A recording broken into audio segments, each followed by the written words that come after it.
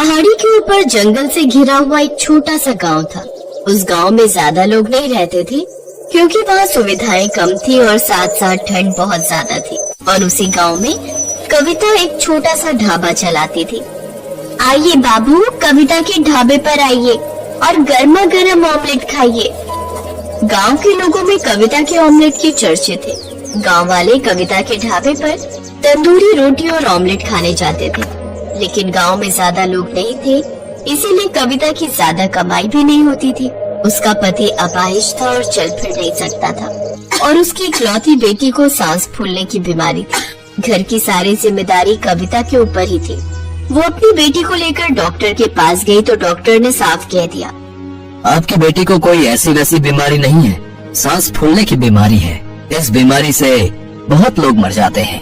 आप अपनी बेटी के लिए इनहेलर क्यों नहीं लेती? जल्दी खरीद लीजिए, नहीं तो हम आपकी बेटी को बचा नहीं सकेंगे। कविता बेबस थी। उसने पूछा, डॉक्टर साहब, एक इनहेलर की कीमत कितनी होती है?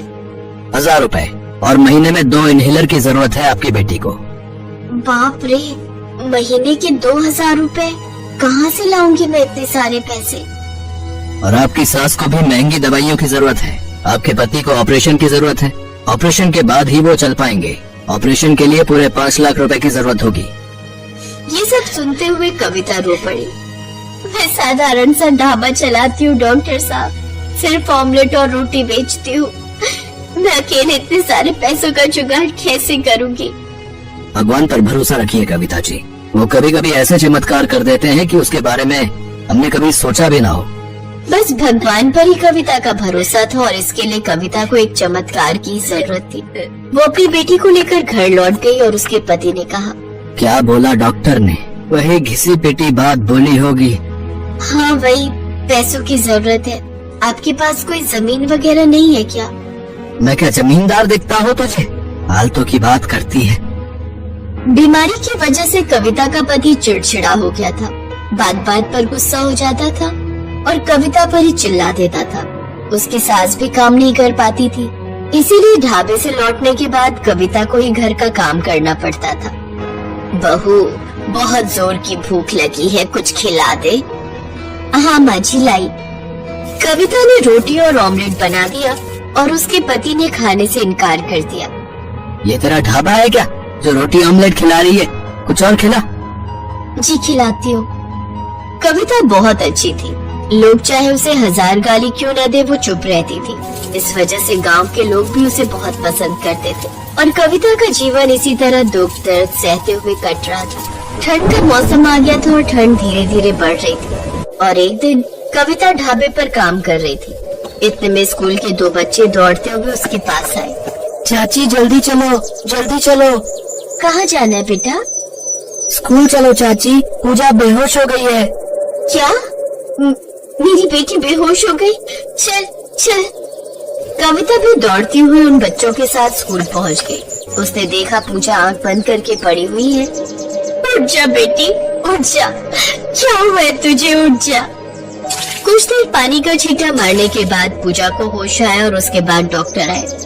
कविता जी, अब तो इसे इनहेलर चाहिए ही चाहिए। ठंड भी बढ़ गई है, 2-3 दिन में बर्फबारी भी शुरू हो जाएगी। इस साल आपकी बेटी ठंड सह नहीं पाएगी। माँ, मैं मरना नहीं चाहती। माँ, मैं मरना नहीं चाहती हूँ। नहीं बेटी, तुझे कुछ नहीं होगा, मैं हूँ ना। लेकिन कविता अकेली क्या ही करती। वो भगवान को बुलाने लगी, हे भगवान, मेरी मदद कीजिए। मुझे मदद करने वाला और कोई नहीं है, सिर्फ आप ही हो भगवान, सिर्फ आप ही हो। भगवान अपने सच्चे भक्तों को कभी निराश नहीं करते हैं। कोई ना कोई तरीके से उसे जीने का सहारा दे ही देते हैं। लेकिन कविता को वो कैसे मदद करने वाले थे? कविता बर्फबारी से डर रही थी। पता नहीं बर्फबारी शुरू हो जाने के बाद मेरी बेटी का क्या होगा, वो ठंड सह पाएगी या नहीं। कविता ने गुल्लक तोड़ दिया और उसमें से 150 रुपए मिले। 150 रुपए में तो आजकल कुछ नहीं होता और ऐसे ही कविता की समस्याएं बढ़ने लगी। अगले दिन से स्नोफॉल शुरू हो गया। पूरा गांव सफेद बर्फ से ढक गया और ये देखकर कविता सिसक कर रोने लगी। मैं हार गई, मैं अपनी बेटी को नहीं बचा पाई। मैं कितनी बुरी माँ हूँ भगवान, मैं कितनी बुरी माँ हूँ। लेकिन कविता को नहीं पता था कि इसी बर्फ की वजह से उसे एक मौका मिलने वाला है। 2-3 दिन पहले कुछ टूरिस्ट पहाड़ पर घूमने के लिए आए थे। वो इस गांव से बहुत दूर एक शहर में रुके हुए थे, लेकिन उस शहर से एयरपोर्ट का रास्ता इसी गांव से होकर जाता था। छोटा गांव था, इसीलिए कभी किसी भी टूरिस्ट ने ज्यादा ध्यान नहीं दिया था। लेकिन आज कुछ अलग होने वाला था। बर्फबारी शुरू हो जाने के बाद गांव के लोग जल्दी घर के अंदर घुस जाते थे। कविता शाम होते ही ढाबा बंद कर ही रही थी कि तभी वहाँ एक टूरिस्ट कार आकर रुक गई। बर्फ की वजह से वो गाड़ी एयरपोर्ट पर नहीं जा पाई। गाड़ी में से एक आदमी निकला और सामने कविता को देखकर पूछा, एक्सक्यूज मी, यहाँ कोई होटल है क्या? होटल? गांव में होटल तो नहीं है साहब। फिर तो बहुत मुश्किल हो जाएगी। हम रात कहाँ बिताएंगे? खाना भी कैसे खाएंगे? गाड़ी में से उस आदमी की बीवी बाहर आई और उसने कहा, अरे वाह, इतनी ठंड में गर्मा गर्म रोटी ऑमलेट, मजा आ जाएगा, हम ढाबे पर रह लेंगे। कविता ने फटाफट रोटी ऑमलेट बना दिया और वो खाकर वो दोनों खुश हो गए।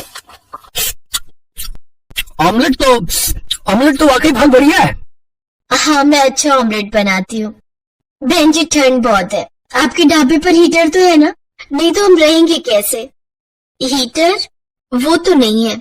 असल में इस गांव में बाहर का कोई भी कभी रुका ही नहीं है ना। ठीक है, मैं कुछ करती हूँ। कविता तंदूर का इस्तेमाल करती थी। उसमें कोयला जला दिया और उसकी वजह से ढाबे के अंदर गर्माहट छा गई और दोनों टूरिस्ट आराम से सो गए। अगली सुबह जब वो जागे, फिर बातों ही बातों में उन्हें कविता के घर के हालात के बारे में भी पता चला। कविता की मेहमान नवाजी से खुश होकर और उसके दुखों को देखते हुए उस आदमी यानी कि मिस्टर मेहरा, जो कि देश के जाने माने डॉक्टर थे, उन्होंने कविता को 5 लाख रुपए मदद के तौर पर दिए। साथ ही उसके परिवार का मुफ्त में इलाज करने का वादा भी किया। इतने पैसे देख कविता की आंखों से खुशी के आंसू बहने लगे। कुछ दिनों बाद उन्होंने कविता के परिवार को अपने पास शहर बुला लिया, साथ ही उनका मुफ्त में इलाज किया। फिर कविता जब अपने परिवार के साथ गांव लौटी तो वहां का नजारा देख वो हैरान रह गई।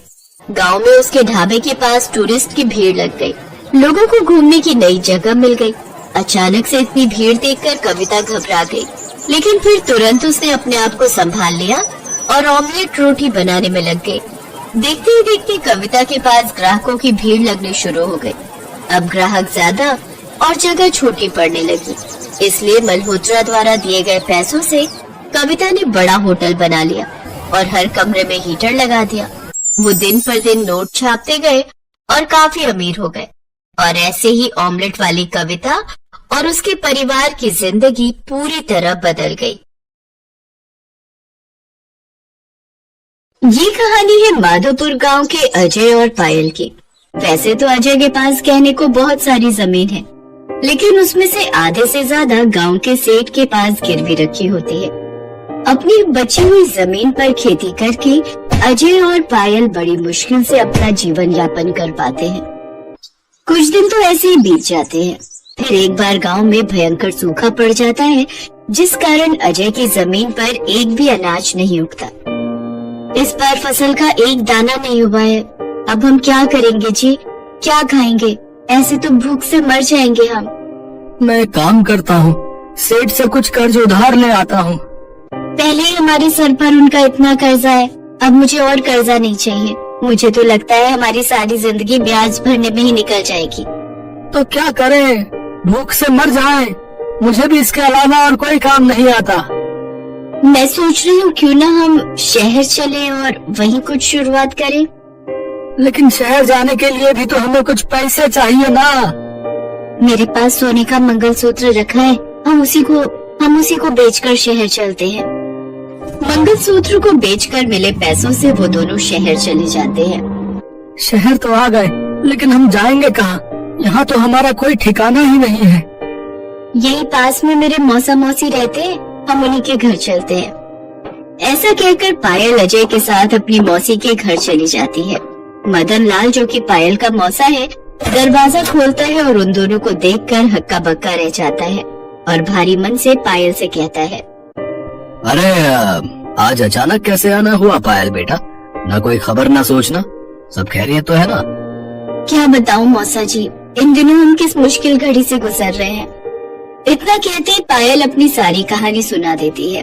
उसकी बातें सुनकर मदन लाल घबरा जाता है और मन ही मन सोचने लगता है, हे भगवान, ये कहीं यहाँ रहने तो नहीं आ गई। अगर ये यहाँ रुक गए तो मेरे महीने भर का राशन 10 दिन में ही खत्म हो जाएगा। जल्दी से कुछ सोच मदन लाल और इस बला को यहाँ से भगा। अरे हाँ मेरे बच्चों, जब तक यहाँ रहना है रहो, लेकिन हाँ, अपने खाने पीने का इंतजाम कर लेना। इतना कहकर मदन लाल काम पर निकल जाता है। उसकी बात सुनकर पायल के पैरों तले जमीन खिसक जाती है और वो रोते हुए अजय से कहती है, बुरे वक्त में अपने साथ छोड़ देते हैं, ये तो सुना था, लेकिन आज देख भी लिया। पायल और अजय रोते हुए जाने लगते हैं। तभी उसकी मौसी कमलेश वहाँ पर आ जाती है और पायल को रोकते हुए कहती है, रो मत मेरी बच्ची, तुम तो अपने मौसा की आदत को जानती हो। उनकी कंजूसी की आदत से तो मैं भी बहुत परेशान हूँ, और शायद उनकी इसी आदत के कारण आज तक भगवान ने हमें बेऔलाद रखा। तुम इस अनजान शहर में कहाँ जाओगी? कुछ दिन यहीं रुक जाओ, जब कोई काम मिल जाए तो फिर अपना ठिकाना देख लेना। नहीं मौसी, मेरे पति की इज्जत के आगे कुछ भी जरूरी नहीं है मेरे लिए। तो क्या काम करोगे तुम लोग? कुछ सोचा है तुमने? नहीं मौसी, अभी कुछ सोचा नहीं है हमने। वैसे मैंने सुना है तुम बहुत अच्छा ऑमलेट बनाती हो। यहाँ के लोगों को ऑमलेट बहुत पसंद है। अगर तुम चाहो तो ऑमलेट बनाने का काम शुरू कर सकती हो। हाँ, ये तो बहुत अच्छा विचार है। गांव में भी सब इसके हाथों के मसाले वाले ऑमलेट की तारीफ किया करते थे, लेकिन इस सब में खर्चा बहुत आ जाएगा और इतने पैसे तो अभी हमारे पास है नहीं। तुम चिंता क्यों करते हो मेरे बच्चों, मैं हूँ ना। इतना कहकर कमलेश अंदर से तवा और कुछ बर्तन लाकर पायल को दे देती है। साथ ही ठेला और सामान खरीदने के लिए कुछ पैसे अजय को दे देती है। और कुछ भी जरूरत हो तो अपनी इस मौसी को जरूर याद करना। आपका बहुत बहुत शुक्रिया मौसी जी। ये कहकर दोनों कमलेश से विदा लेकर वहाँ से चले जाते हैं। इसके बाद वो ऑमलेट के लिए जरूरी सामान और एक ठेला खरीद लाते हैं। पूरी तैयारी करने के बाद अगले दिन सुबह कंपनी और स्कूल के बगल में पायल अपना ठेला लगा लेती है। दोपहर होते होते उसके ठेले पर काफी भीड़ लग जाती है।